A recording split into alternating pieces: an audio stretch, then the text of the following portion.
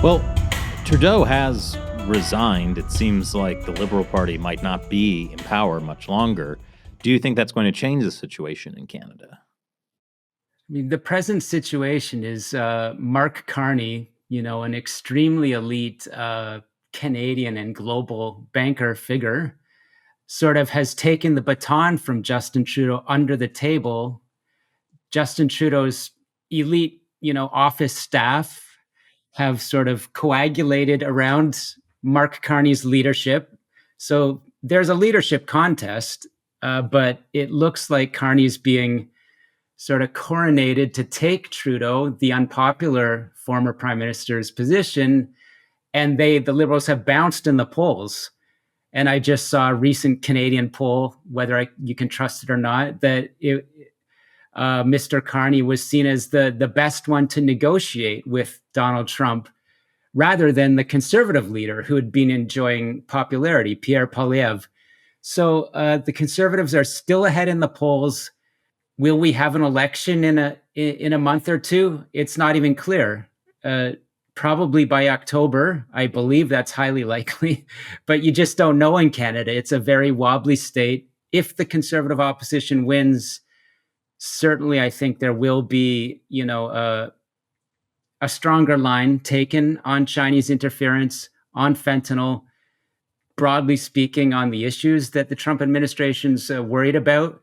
But it's not entirely clear we will have a change of government. I mean, it also sounds like a similar problem with the U.S., where there is just an entrenched bureaucracy and elite that is very much in bed with the Chinese Communist Party.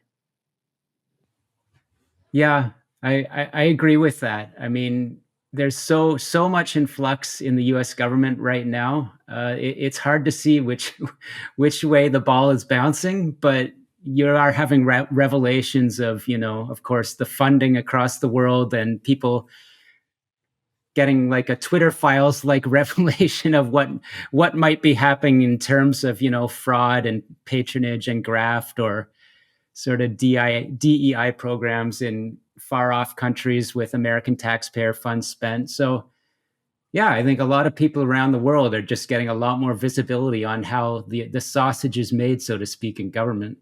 And just like the actual sausage, it's disgusting. Yeah. Yeah. A lot not to like, but yeah, so much is going on at the same time, with this digging into graft, who knows what CIA networks could get burned at the same time. It's just wild times we live in. Yeah. Now, your book, Willful Blindness. I don't know if we've mentioned your book yet. Have you held it? I don't think we've. Maybe one and a half times or so. It just got a third edition. I'm curious, what's new?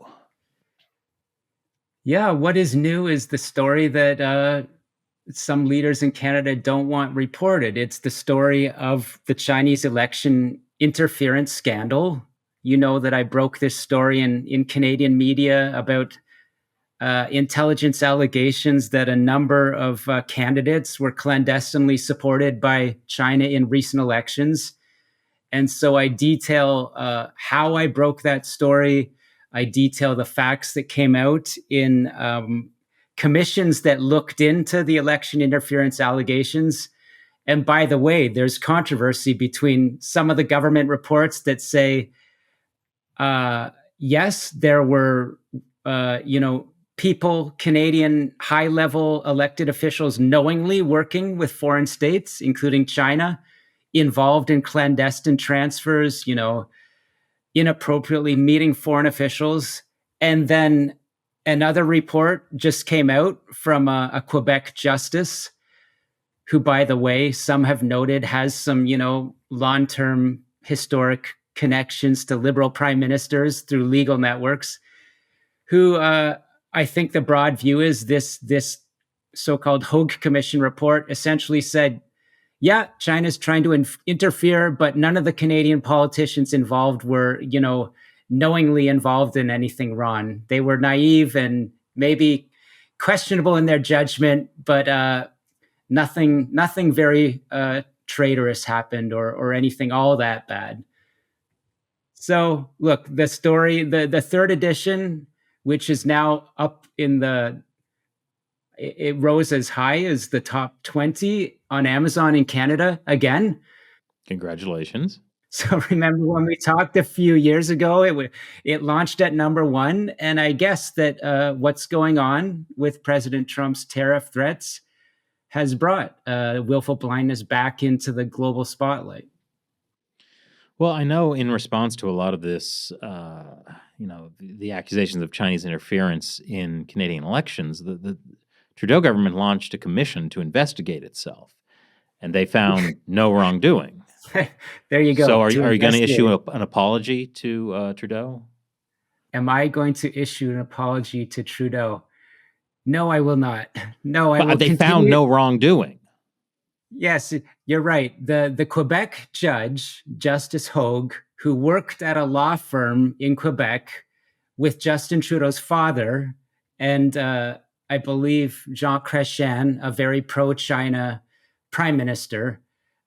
That commission, appointed by Justin Trudeau, investigated the Canadian government and found nothing too bad happened.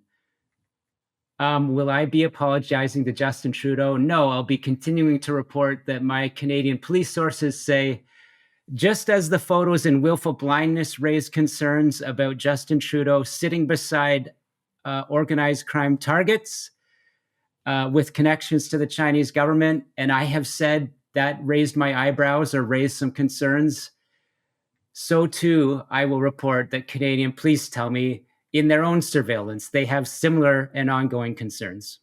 Yeah. Now, there was an article I read that came out this month in The Breach that was extremely critical of your reporting, and I'm sure you've come across that. One of the things that they claim is that you had talked about the former Prime Minister Han Dong, MP. Sorry.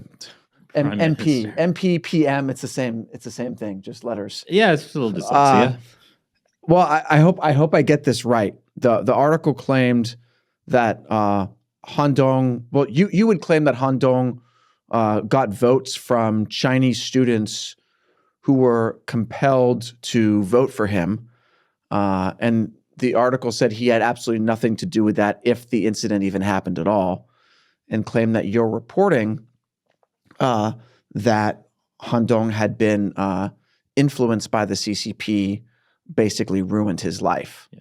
The title of that article is intense. It said, "Lives Ruined, No Traitors Found, the Cost of Baseless Reporting on Chinese Interference." Yeah, I saw the headline. I don't read garbage. I make a point not to read misinformation that I have strong suspicions of who is behind it. What Justice Hogue, even with her watered down report, found was that Chinese children, students, were compelled, and there were irregularities in that writing. And as I reported, Han Dong consistently maintained that he had no involvement in any wrongdoing. Certainly, not. He did nothing wrong. So I reported his sides. Other reports, multiple reports, have pointed to the students and an unidentified Chinese proxy behind these activities. And so the Breach or whoever else can report what they want. It's still a free country, or wherever they're reporting from. I don't know. But do I take it seriously? Haven't read it. I don't care to read it. Do I take Mr. Don's assertions that he didn't know anything was happening seriously? Yes, and I've reported them as such. Well, that article was based largely on the report by Commissioner Hogue, the same one who's tight with Trudeau. Wow, paper wraps rock. Something like that. Yeah. I've talked to 3 former CSIS officers, in another podcast, and a lot of people agree. That is, people that know that there's all kinds of good documentation that came out in the Hogue Commission. Curious people, people of honest intellect can go in there, and Canada's, culture governance has been changed, and people can read those documents for themselves and judge whether the breach or anyone else is right or wrong. But a lot of people in police and intelligence do believe that Justice Hogue, like Trudeau's associate David Johnston before her, was kind of just doing their job to whitewash things of concern that are of concern, I believe, to President Trump and the American government as well. Thank you for watching. I hope you enjoyed this highlight from our podcast. China Unscripted and China Uncensored only exist because of your support. Pro-CCP big tech censorship is trying to run us out of business. Subscribe to our new premium website, ChinaUncensored.tv, to help us carry on the fight to uncensored China. And you'll also get exclusive episodes, live streams, and of course, the full podcast. Plus, my undying love. And you can't put a price on that.